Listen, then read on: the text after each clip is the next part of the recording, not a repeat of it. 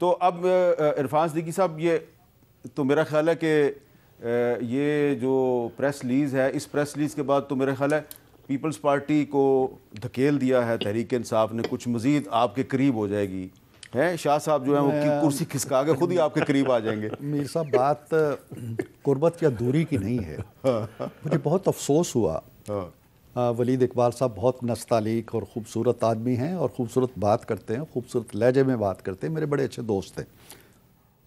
لیکن یہ جو پریس ریلیز ہے، اس سے آپ اس سائیکی کا اندازہ لگائیں، اس نفسیات کا اندازہ لگائیں، اس ذہن اور اس سوچ کا اندازہ لگائیں جو پاکستان کو موجودہ گمبھیر مسائل میں دیکھتے ہوئے بھی یہ ڈکشن استعمال کرتی ہے. جاتی عمرہ کے قزاق، زرداری کا فرزند. بھائی اس کا نام بلاول بھٹو ہے، اس کو زرداری کا فرزند کہہ کے کیا تانا دینا چاہتے ہیں آپ؟ اور اس میں اور بے شمار لفظ ہیں، اداکاری، ناٹک، ننگی بددیانتی. مطلب یہ ہے کہ اگر ہم یہ سمجھتے تھے کہ شاید علی گوہر صاحب کے آنے کے بعد جو ایک نئی لاٹ آ گئی ہے، ہم اس کا احترام کرتے ہیں، ووٹ لے کے آئے ہیں، چاہے وہ آزاد ہیں جیسے بھی ہیں، پی ٹی آئی سپورٹڈ ہیں، ایک جماعت کی نمائندگی کر رہے ہیں وہ، چاہے ان کے پاس بلہ ہے یا نہیں ہے. لیکن اگر جماعت کی نمائندگی اس طرح سے کرنی ہے، جو پریس ریلیز دے رہا ہے ہمیں، تو اس کا مطلب یہ ہے کہ پی ٹی آئی نے کچھ نہیں سیکھا. وہ اسی سوچ کے ساتھ، میں نے آج کے کالم میں ایک لفظ استعمال کیا تھا جس پہ آپ نے بھی مجھے چھوٹا سا ٹویٹ کیا تھا، بارود خانہ. بارود خانہ، یہ ہے بارود خانہ. یہ سوچ ہے بارود خانے کی سوچ. اس میں کوئی آپ کو مفاہمت نظر نہیں آتی، کوئی مصالحت. اور پیغام کیا دیا گیا؟ 2 پیغام آ جائے. ایک پیغام یہ ہے کہ جہاں پہ ان کی خیبر پختونخوا میں جہاں ان کی اسمبلی ایک کنارے سے دوسرے کنارے تک سیل بے کراں کی طرح پھیل گئی ہے، وہاں سے ایک فرد انہیں ملا ہے، علی امین گنڈا پور. ایک سوچ کی نمائندگی وہاں ہوگی. دوسری سٹیٹمنٹ یہ آئی ہے جیل سے کہ نہ پیپلز پارٹی سے بات کرنی ہے، نہ پی ایم ایل این سے بات کرنی ہے، نہ ایم کیو ایم سے بات کرنی. ٹھیک ہے. تو یہ مائنڈ سیٹ کے ساتھ اگر آپ اس اسمبلی کے اندر بیٹھیں گے، 2002 سے تاریخ ان کی دیکھیں، 2002 میں خان صاحب پہلی دفعہ آئے تھے، اس وقت بھی اسمبلی سے نکلے. یہ 2008 کا بائیکاٹ کیا، 2013 میں آئے تو بھی اسمبلی سے نکلے، استعفے دیے، اور پھر جب اپنی حکومت بنی تو اس وقت بھی اسمبلی توڑی. پارلیمانی سیاست کے اندر ان کا کردار تاریخ کے اندر نظر ہی نہیں آتا. اچھا شاہ صاحب، اب آپ کو کیا لگ رہا ہے، آگے چلتے ہیں ذرا، کہ علی امین گنڈا پور صاحب کو نامینیٹ کیا گیا تو وہاں پہ اکثریت ہے تحریک انصاف کی، تو تحریک انصاف کی مرضی ہے، جس کو مرضی نامینیٹ کرے. ان کی مرضی ہے جی، لیکن ابھی یہ سوچ اور جو مائنڈ سیٹ ہے یہ ان کو چینج کرنا چاہیے. دیکھیں، ایک تھی 9 مئی اور ایک ہے 8 فروری. ان کو اب 8 فروری کو ذہن میں رکھنا چاہیے. ان کو مینڈیٹ ملا، اب اس پہ بعد میں پروگرام آپ کے ہوتے رہیں گے جس میں بہت ساری چیزیں سامنے آئیں گی کہ کیا ہوا، کیا تھا. لیکن ان کا آپ دیکھ لیں جو پریس ریلیز، اب اس میں کیا کہوں، ہم بھی اسی طرح کی بہت ساری چیزیں کہہ سکتے ہیں، بدتمیزی کے الفاظ استعمال کر سکتے ہیں، لیکن ہم نہیں کرتے. اب کل آپ نے دیکھا میڈیا پہ بھی آیا کہ ہمارے ہاں بہت ساروں نے کہا کہ جی آپ ان کے ساتھ اتحاد کر لیں، پی ٹی آئی کو سپورٹ کر دیں، گورنمنٹ میں نہ بیٹھیں، ان کی گورنمنٹ بن جائے، اس کو کر دیں. وہ بات ابھی تھی، آج بھی سی میں رکھنی تھی سب نے، جیسے وہ ندیم افضل چند صاحب ہیں، اس طرح 8-10 اور بھی تھے جو اس سپورٹ میں تھے. لیکن اس سے پہلے ہی بیان آ گیا ان کا، جی ہم نے تو بات ہی نہیں کرنی. اب جب یہ بات نہ کریں تو پیپلز پارٹی اس کرائسس کی صورتحال کو ڈیفیوز کرنے کے لیے کیا کریں؟ تو ہم نے جو بھی فیصلہ کیا، ہم نے تو ملک کی بہتری کے لیے فیصلہ کیا، اس پہ ان کا یہ رد عمل ہے.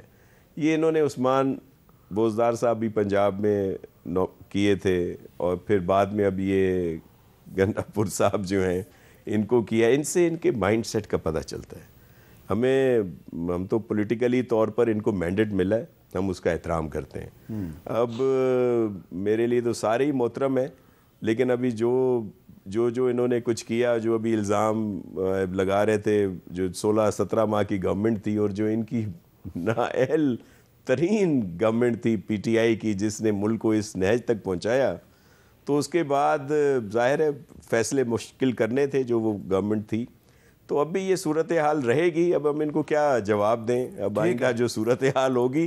لیکن ان کو 9 مئی اور 8 فروری کو ذہن میں رکھیں.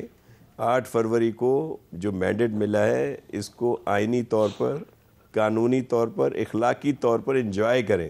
9 مئی کی طرف گئے تو پھر اور ولید بھگتنا پڑے اقبال گا. صاحب یہ جو دو چیزیں ہیں کہ ایک تو یہ جو بھی آپ نے سٹیٹمنٹ پڑھی اور آج ہی علی مین گنڈا پور صاحب کو کے پی کا چیف منسٹر نامینیٹ کیا گیا ہے, تو بہت سے ایسے ہیومن رائٹس ایکٹیوسٹ اور مبصرین جنہوں نے کہ پچھلے دنوں عمران خان صاحب کو جو اوپر نیچے 3 سزائیں سنائی گئی ہیں اس کی انہوں نے مذمت کی, وہ آج جو علی مین گنڈا پور صاحب کی نامینیشن ہے اس پہ ان کا کہنا ہے کہ یہ اس سے پی ٹی آئی کو فائدہ نہیں بلکہ نقصان ہوگا. آپ نہیں سمجھتے کہ آپ کی پارٹی دوبارہ 8 فروری کو ایک بڑا مینڈیٹ حاصل کرنے کے بعد دوبارہ ایک محاذرے کی سیاست کو دوبارہ اپنا رہی ہے جس کا الٹیمیٹلی آپ کو فائدہ نہیں نقصان ہوگا؟ دیکھیں جی, یہ فائدہ نقصان سے الگ ایک بات ہے جو کہ بڑی ضروری ہے آپ کے توسط سے یہاں پہ کرنا, آپ کے سامنے بھی اور آپ کے ناظرین کے لیے بھی جی. اور وہ ہے الیکشن جو 8 فروری کو ہوا, اور یہ اپنے ایک انگریزی کا ایک محاورہ ہے یا فقرہ ہے کہ ایک سیلف کنگریچولیٹری ببل کے اندر الیکشن کمیشن اور نگران حکومت بیٹھی ہوئی ہے, اپنے آپ کو مبارکیں دے رہی ہے کہ پولنگ بڑی اچھی ہو گئی.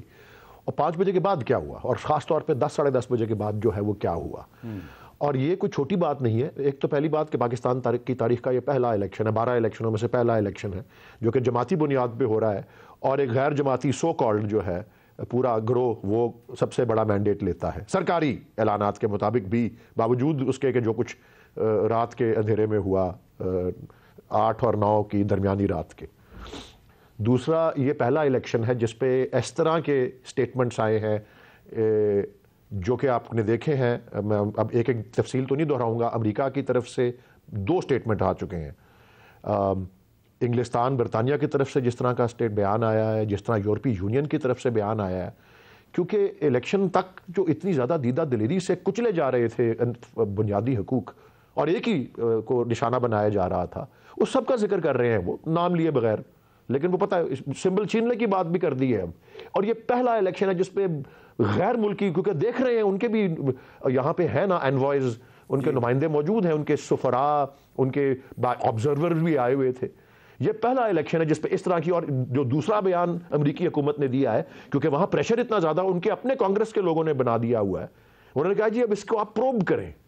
تو وہ جو آپ نے کہا نا کہ یہ بیان میں نے پڑھ دیا اور میرا فرض تھا وہ پڑھنا, اور میں پورا اون کرتا ہوں کہ میری پارٹی کا بیان ہے, میرے الفاظ نہ صحیح, لیکن آپ نے جب کہا کہ یہ ایک اینگری ینگ مین کا بیان لگتا ہے, یہ ایک اینگری ینگ پارٹی کا ہے. یس, ہم اتنے ابھی ایڈوانسڈ ایج پہ نہیں پہنچے جتنا پی پی اور پی ایم ایل این ہے, تو ہم ایک ینگ پارٹی ہیں, اور ایک ینگ پارٹی اور جس طرح کی مشکل میں الیکشن لڑ کے اور اس کے بعد اس طرح کا ٹھیک ہے. اچھا, آپ نے ذکر کیا کچھ اصل مینڈیٹ سے محروم کرنے والی بات, ایک آپ نے بین الاقوامی رد عمل کا ذکر کیا, وہ اصل میں اس میں آ رہی. تو ابھی جو آپ نے ایک نامینیشن کیا ہے چیف منسٹر کے پی کے کی, تو جو آج کچھ پاکستان میں جو ہیومن رائٹس کی جو تنظیمیں ہیں ان کی طرف سے جو رد عمل آیا ہے, وہ علی مین گنڈا پور صاحب کے ساتھ ذاتی طور پہ کسی کی کوئی لڑائی نہیں ہے, لیکن ان کا جو ایک ان کے بارے میں جو ایک عام تاثر ہے وہ کیوں ایسا قائم ہوا ہے کہ خواتین کی تنظیمیں اور انسانی حقوق کی تنظیمیں جو ہیں ان کے تحفظات کی وجہ کیا ہے,